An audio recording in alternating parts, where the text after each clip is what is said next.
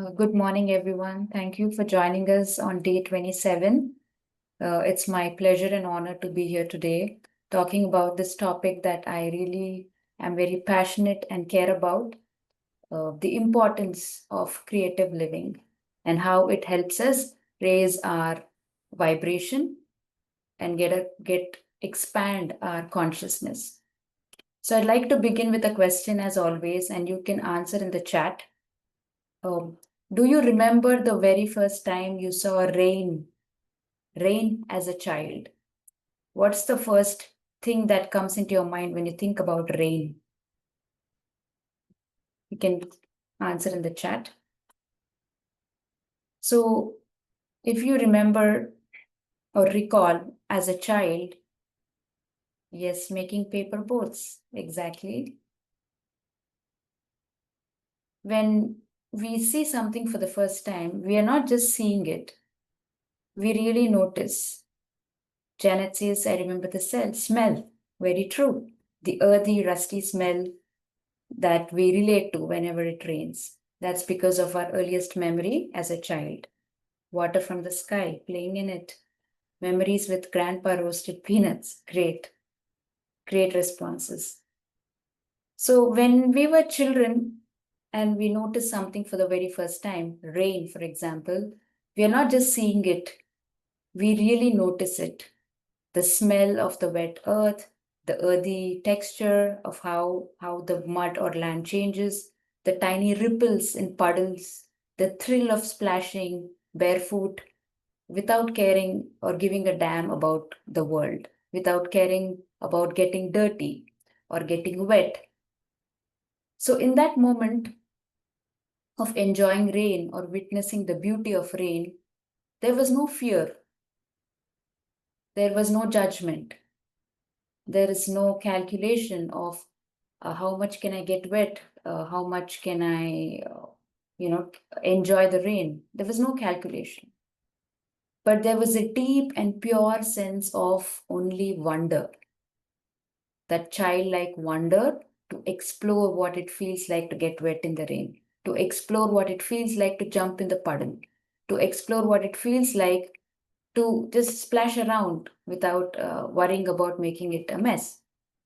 So, that childlike wonder or curiosity is the foundation of creative living.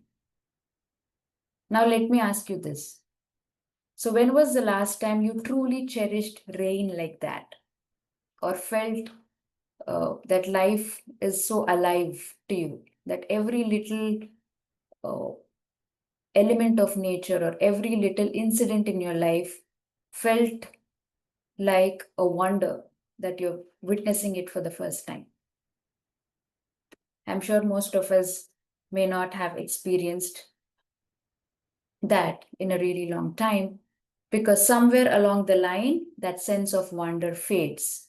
Life happens, adulting happens, responsibilities come up, we have expectations, fears, routines that crept in.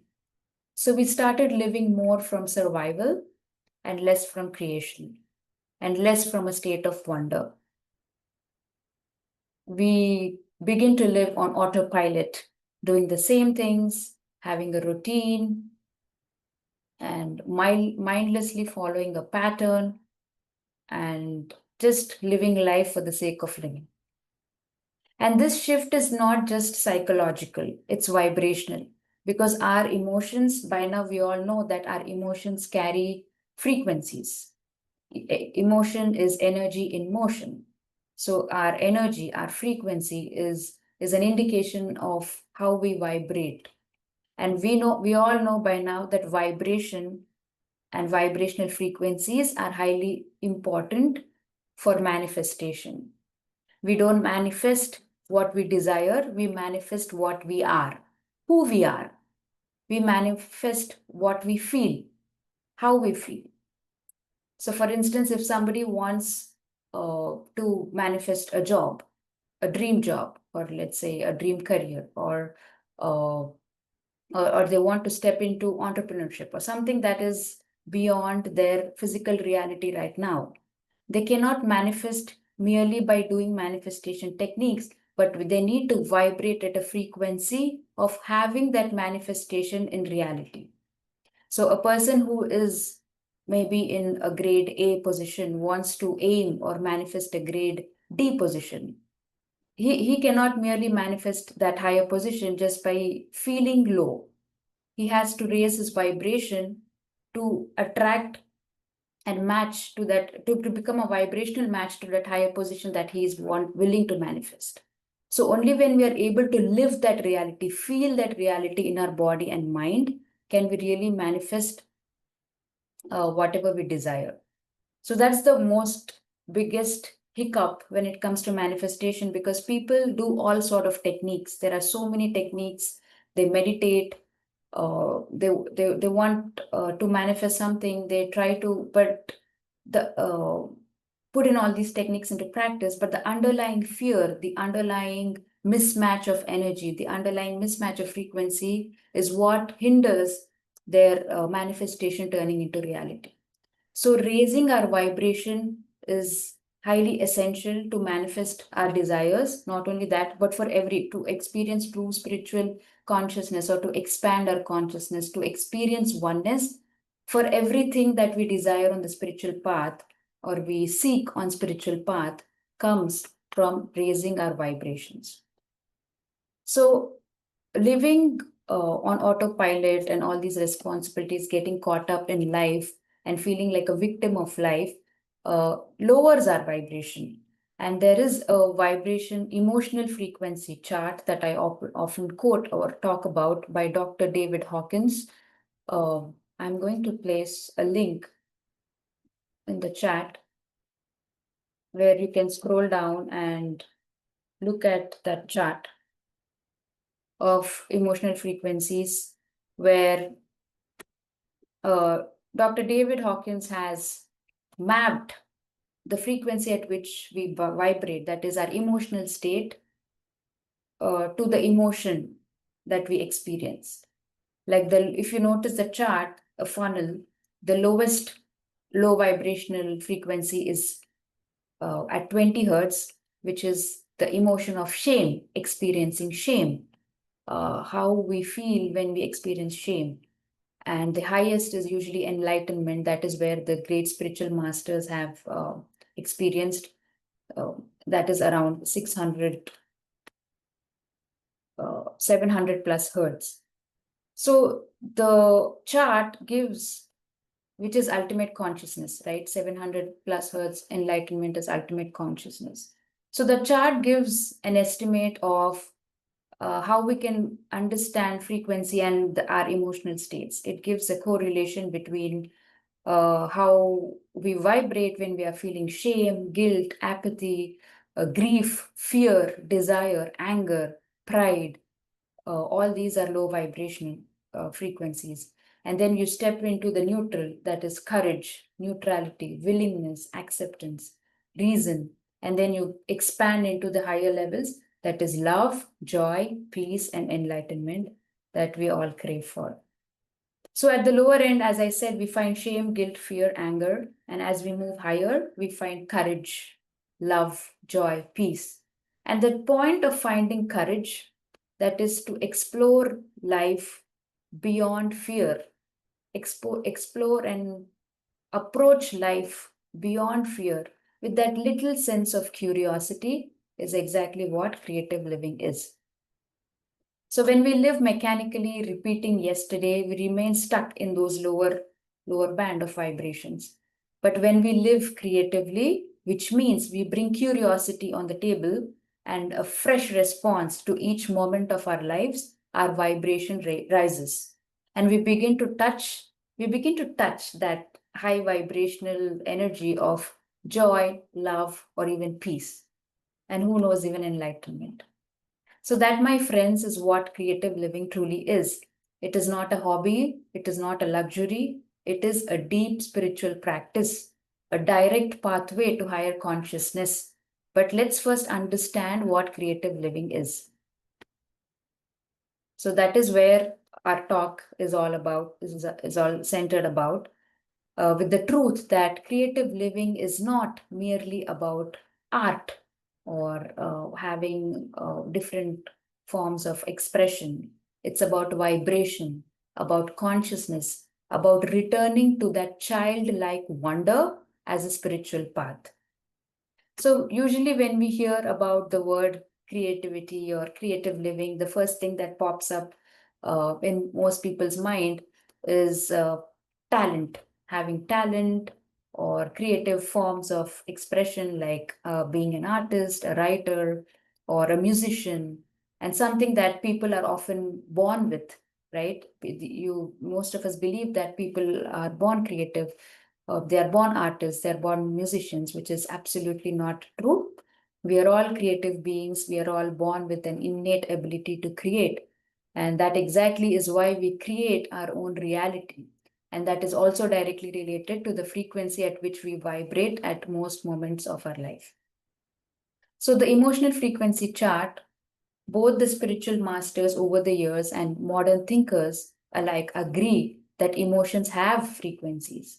So, how we feel, the emotional state that we are in, is directly giving the frequency at which we vibrate. So, as I said, the lower, as you see, the lower funnel, it has shame, guilt, anger, fear. So, whenever you experience these emotions, please understand that you're vibrating at those low frequency energies.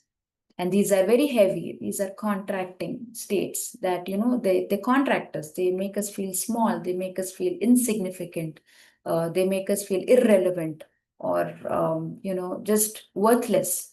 Our self-worth gets hit majorly in these emotional states.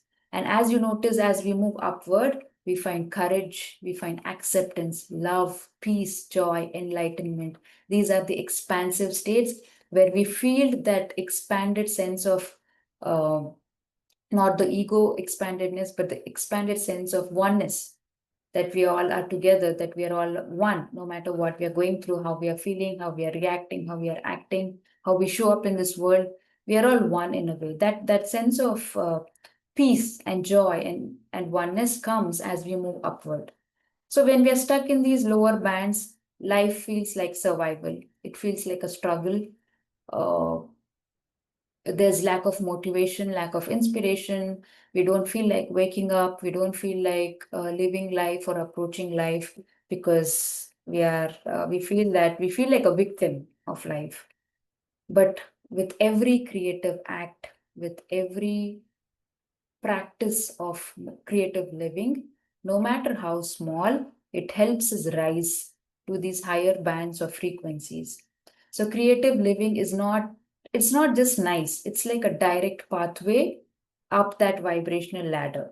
And it's absolutely not about having talent or being good at some creative art forms. So we're going to explore that more ahead. So, what exactly is creative living? What exactly is the definition of creative living? As I said, when people hear about the word creativity or creative living, they assume that it's being talented, like being an artist, a musician, or a writer. And that's the biggest myth that exists in our times. Because creative living is not about talent, it's about response. How you respond to life, how you respond to a moment, how you respond to a difficult person or to a difficult situation or a scenario. It's about curiosity, having that innate curiosity of life, that childlike wonder that you once had. We all had, and we lost it along the way.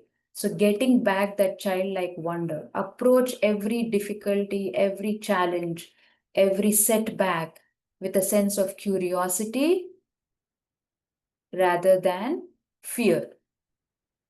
Mostly about experiencing life beyond fear with a sense of curiosity is the exact definition of what creative living is. It's about how you choose to meet life. Life throws a number of things at us, but how are we choosing to respond to it? How are we choosing to meet it? Do you repeat yesterday's patterns mindlessly, or do you meet today with mindfulness and curiosity? Do you allow yesterday's patterns or yesterday's thinking to keep replaying again and again in your life to keep attracting the similar situations? Or do you meet today with mindfulness and try to respond with a different response or with a sense of curiosity and see where it takes you? That is exactly what creative living is. So, creative living it can be as simple as cooking a new recipe with joy, just experimenting in your kitchen, just for the sake of it, not with an end goal of creating that perfect dish, but just enjoying that process of having that curiosity to see how it tastes, how a new recipe tastes, or how it feels like. It could be speaking differently in a difficult conversation. We all have some difficult people in our lives where every conversation feels like a struggle. What, no matter how you talk about A, the person says B, and you say B, the person says C. So we do come across such instances either at work or in family or in relationships. So rather than judging that person or getting into that ego loop of giving labels, why not approach it with curiosity, trying to speak differently, choosing to respond differently? That's what mindfulness and meditation does, right? We need to bring meditation off the mat, off our meditation time into our lives, choosing to respond rather than react. And with creative living, it becomes easy because you always approach every moment of your life with a sense of curiosity. So it gives you that gap to respond consciously with curiosity rather than react instinctively or snap out at people and ruin relationships. So it's also noticing little details of life, little details around us that we often don't notice or are mindlessly just walking by, noticing the sky, color of the sky with wonder. It's not the same every single day. And if you could become so mindful and so in love with every little thing around you, there's no time to worry, honestly. There's no time to feel that fear that we feel. Every challenge in life feels like like it's an dead end in our lives. But in reality, if you look around, there's so much beauty at the plants in your home or the flowers around. Look at the details, look at how intricate nature is and how valuable every little being is, and so are we. So it gives that shift in perspective. It helps you notice the beauty of what life is, irrespective of what we go through or the different challenges that are thrown at us. So that sense of wonder is the key word in today's session. That sense of wonder and curiosity is what creative living is. And that creative living is curiosity expressed in any form. Sometimes it's art, sometimes it's not, sometimes it's in a response, sometimes it's in music. Anything that comes from a place of creation. It's not about talent, it's not about how perfect it is, it's not about how well you do it. It's about from what place you are doing it. Are you doing it or approaching it from a place of curiosity without an end goal or without having perfectionism in mind? Or are you just doing it, to impress others? Again, that's not creative living. So now let's look at some myths around creative living, busting some myths, major myths. There are many, but I'm just sticking to three major myths. The first myth is, as I said, creativity is talent. It's not. That's the myth. The truth is, creativity is energy. It's curiosity in motion. When an artist creates a piece of work, most artists or most people who are called as creatives, they see things with a sense of wonder. There's curiosity. They want to try out that new art form. Let's see how it feels, how it makes me feel, rather than how it might end up. So most people stop experimenting or stop trying new things because of the fear of failure, because they're busy worrying about the end result. Maybe it means I'm not good enough to do it. I do not have that in me. They don't even try, because art is something which we limit to a certain age group, especially in your younger age. And as we grow older, these things seem irrelevant, but these are the exact things that help us practice that curiosity, practice that experience of wonder, because we lose it after our childhood days. The sense of wonder and curiosity is lost, and we bring back those with these creative practices. So it's not about how talented you are or how good you are uh, at doing something. It's just about approaching it with curiosity. So let's try a new art form today. Let's try doodling. Let's try coloring and see how it feels. Who knows that you might end up becoming more mindful and more present and more joyful, irrespective of what all chaos is in your life. And that might be your path. You never know, but you only get to see how things work when you approach something with curiosity. There are 101 healing modalities out there right now, and not everything works for everyone. But when you approach and try different things with curiosity, rather than sticking and having that firm belief that this has to be it, and I need to become a so and so person, even on spiritual path, that's where the block comes. So we need to be open and be curious to a number of things, to life around us, to situations around us, to people around us. And that is what creative living encourages or makes us get better at. The second myth is creativity is only for the young. When kids are in elementary school, everybody wants to put their children into art classes, let them splash colors, let them experiment, make a mess. But as they grow older, art becomes irrelevant, and so does curiosity, because you're caught up in the rat race, and we want our kids to pursue what everybody else is pursuing and run behind things what we perceive as valuable, because that's how we are conditioned to believe, and feel that art is only for those who have time on hands, or those who are it's a luxury or it's a hobby. But in reality, it's not. Creativity is not for young. It is timeless. We are all creative beings since from birth to our last moment of our physical life. So every moment we create, every moment, this moment, what your thoughts are, what your energy is, what frequency you're vibrating at, is is creating your future. Every moment we are creating, we are creative beings, and creativity is not for the young.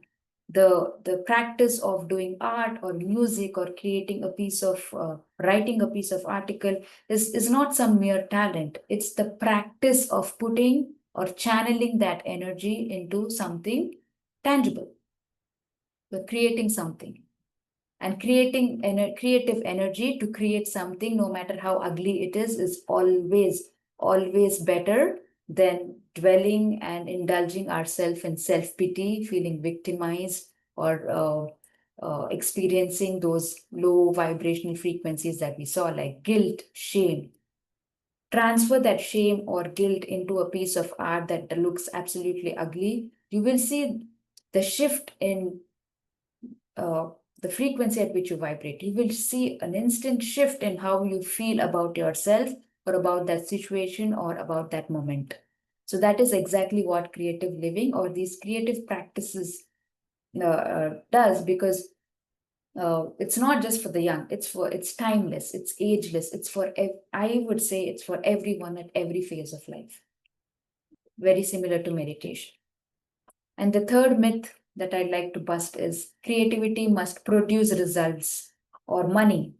So there's no value for artists, because not enough value for artists in today's world, because they say, artists don't make enough money, or artists don't produce. But especially in today's world, it's a myth. Artists make much more than many people if they click and if they are very committed to their practice.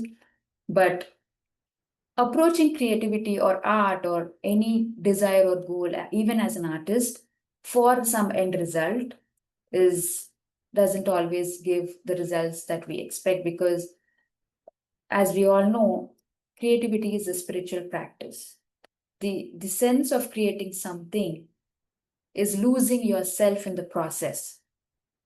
The truth about creativity or artists that make it big, or who are truly remembered for, is because they lose a sense of self in the process of creating that piece of music. Many songs that are popular are from a heartbreak. They emerge from pain. The artist that undergoes, a person who undergoes immense pain wants to channel that pain and create this beautiful piece of writing or music that the whole world is enjoying or relating to. So in that process, the musician or the artist loses a part of themselves. They become one with that piece of art. There's no sense of I am the artist, I am the creator. They just become the art.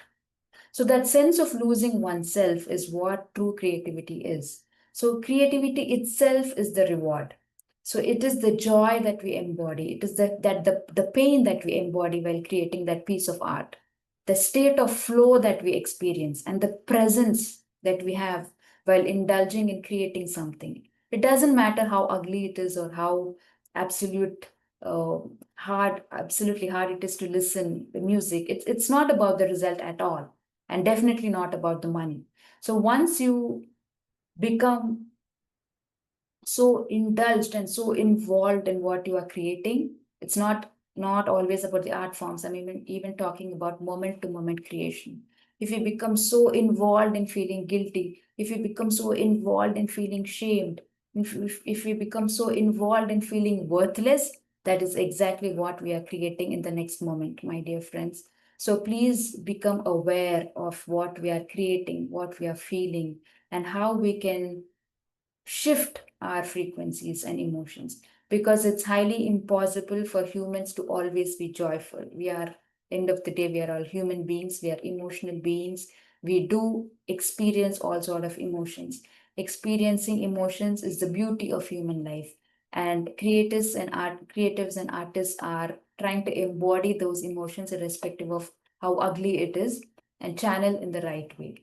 So practicing this really helps to experience the ups and downs of life, not as a struggle and not always wanting to be in a safe space, in a peaceful state, in a joyful state, but embodying and cherishing and embracing every emotion, and irrespective of the result.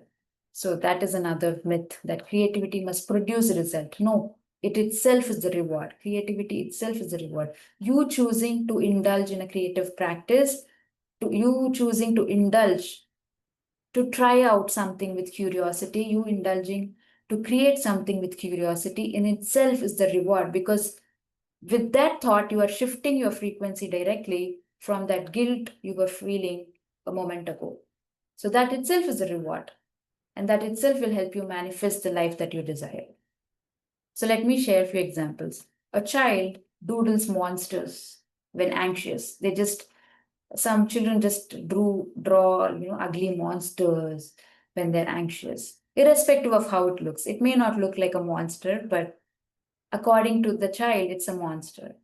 That is a beautiful way of channeling what they're feeling. That is emotional healing through creativity. But as adults, we lose it. We don't even feel like holding a pen or drawing something on a paper, because we are worried about how it looks, how it might end up, how you may be judged, or how you would judge yourself looking at, this is not for me, I'm not good at it. So there's no sense of curiosity, there's a sense of fear, expectation, judgment. This is all again ego, right? It comes from ego, it sprouts from ego.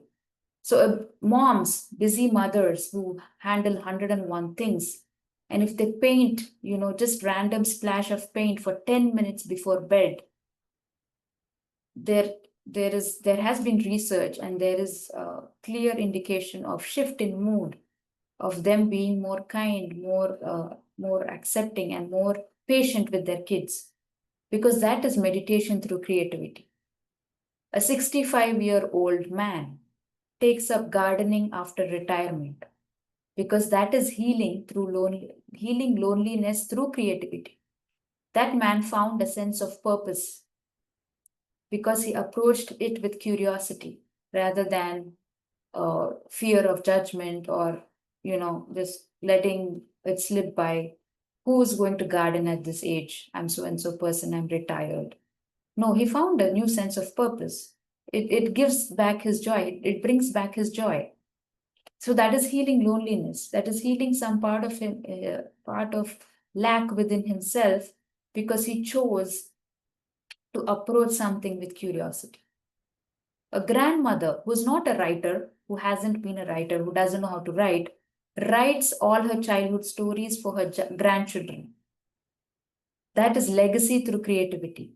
That book of stories of her childhood, irrespective of how, uh, unworthy it feels as a writer, it's still valuable for her grandkids because they get to live a different timeline through her stories.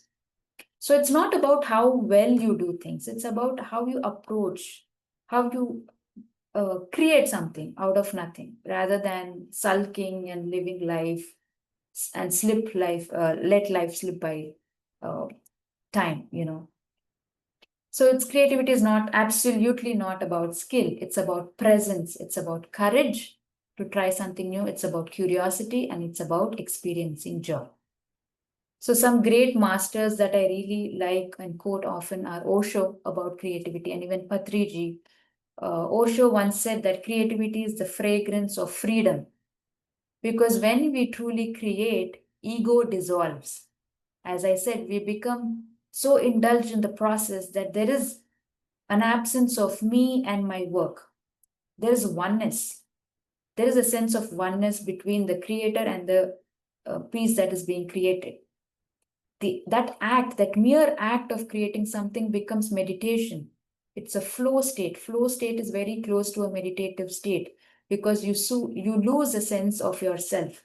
The ego dissolves. Even washing dishes can be creative when we are fully in the moment, enjoying, being mindful of creating, approaching. How are those bubbles coming up? Approaching it with curiosity rather than replaying an old episode in your mind where you got hurt.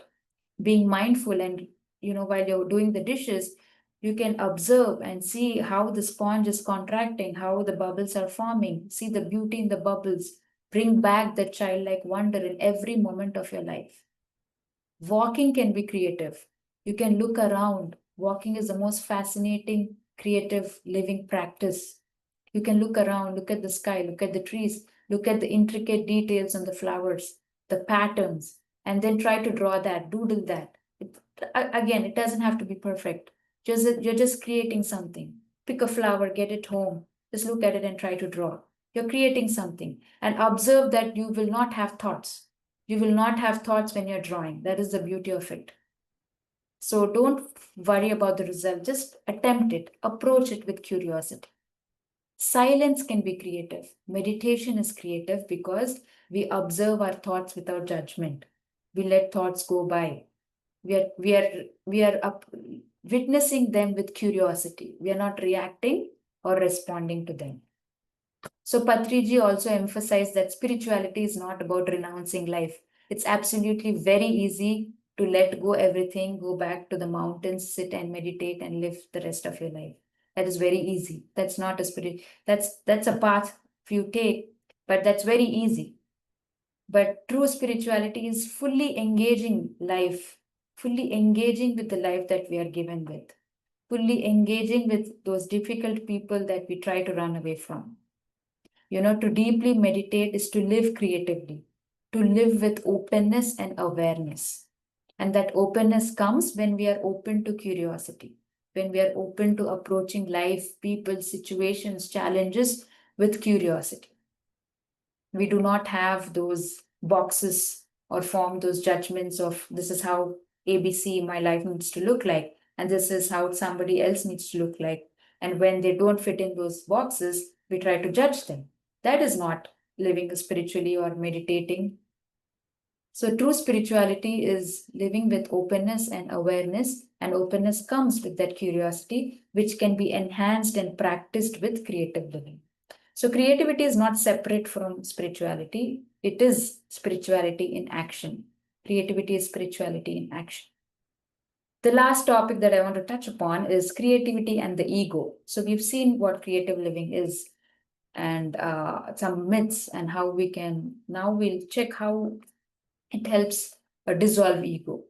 So we all know that ego is that mental construct in our minds that creates a sense of self or separation from the world or everything around us.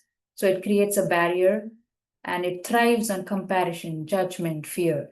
So ego says, I'm not good enough. I cannot draw. I'm not cut out for this. What will people think?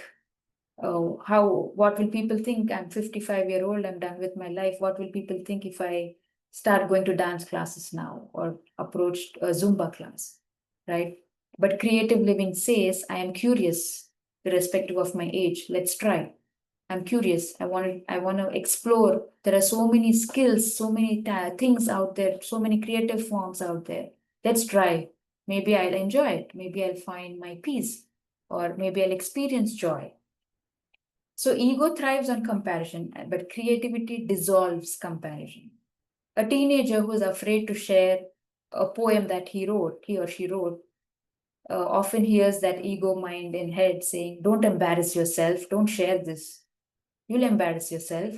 But once shared, once that teenager moves beyond that ego mind and goes ahead and shares, they are rising into courage, irrespective of how it's received, irrespective of how that poem is celebrated by people around him. He is rising into courage, stepping into courage, silencing that ego voice and going ahead and sharing their work with pride, just for themselves, irrespective of how it's perceived. That is courage. There you are again raising your vibration. You're stepping into the next level.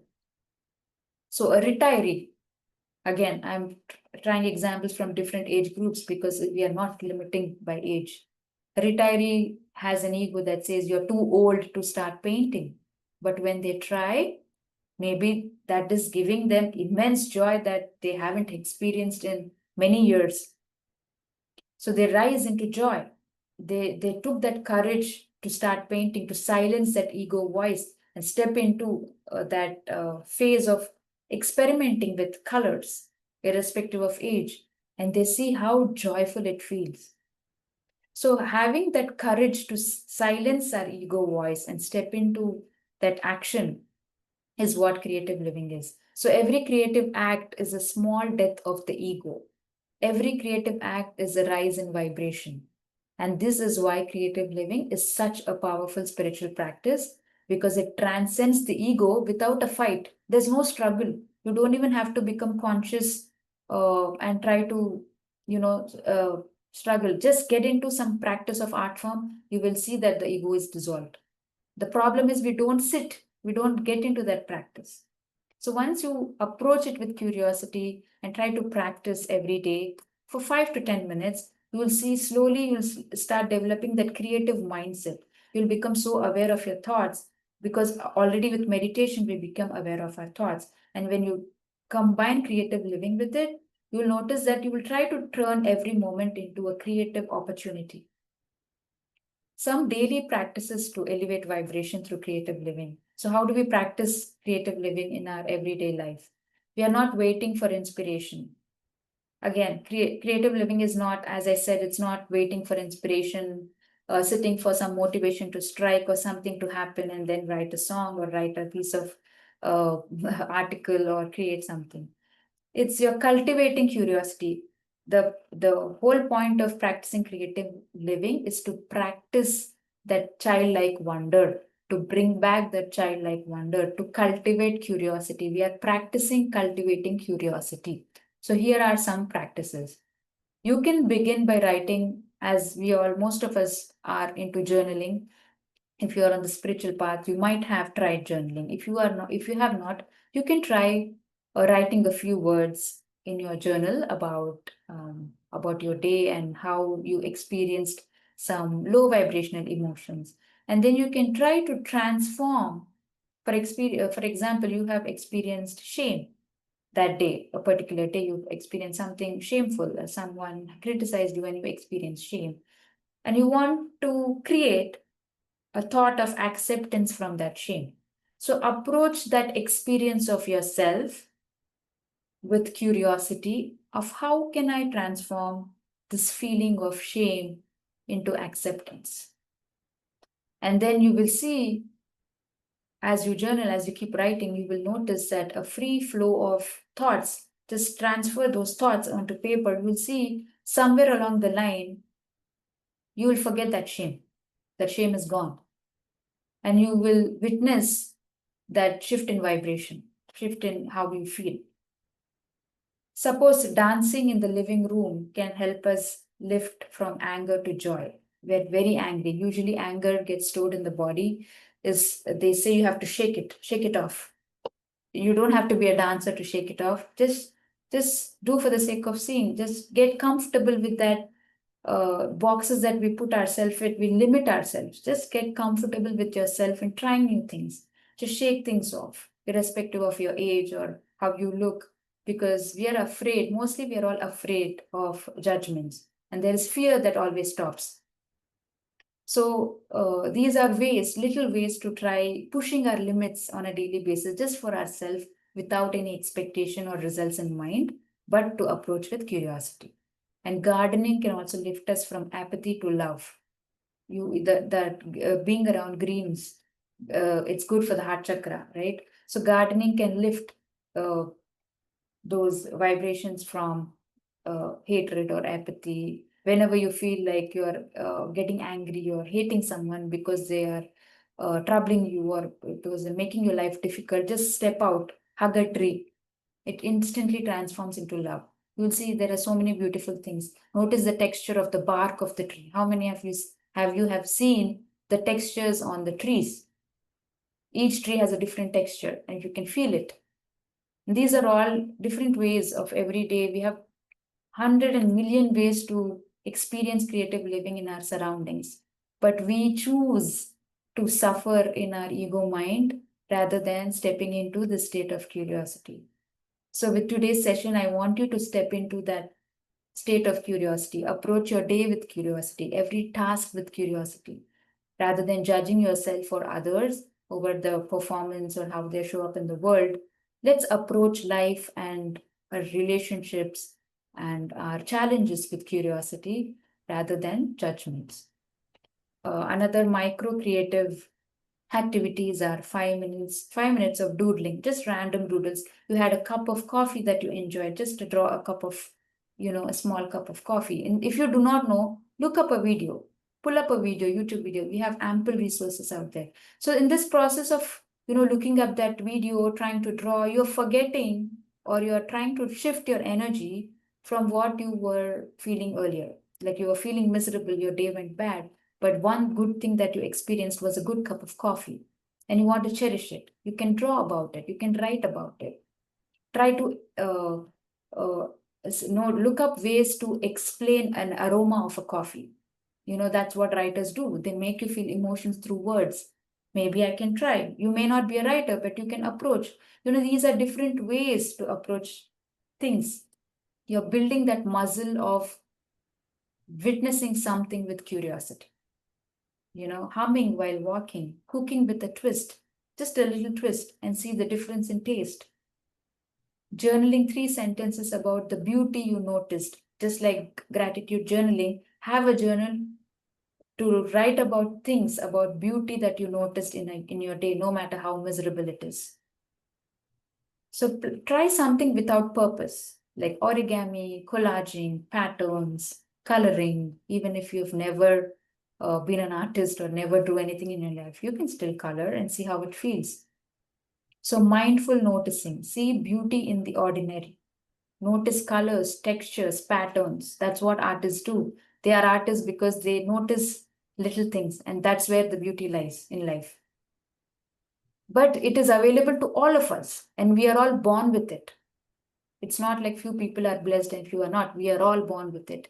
We were all kids. We were all children. We all had that curiosity. We all had that childlike wonder. We all enjoyed rain, but now we don't.